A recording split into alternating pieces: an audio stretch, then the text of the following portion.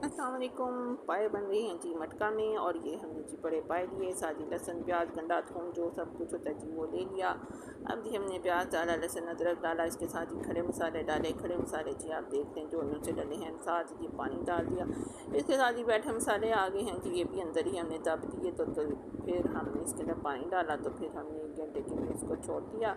1 घंटे के बाद जी पानी खुश्क हो गया, तो जी फिर इसमें क्या करना था जी, इसमें हमने ऑयल डाला।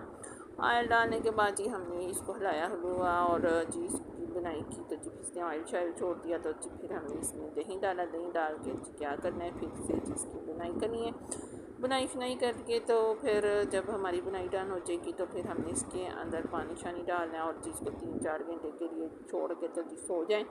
तो चाय जी भूल जाएँ, तो फिर जी आप उठें तो फिर आप उसको काली मिर्च गरम मसाला का जी चस्का लगाएँ, ऊपर से जी हरी मिर्चें सूटें, और जी ये मज़ेदार से हमारे पाए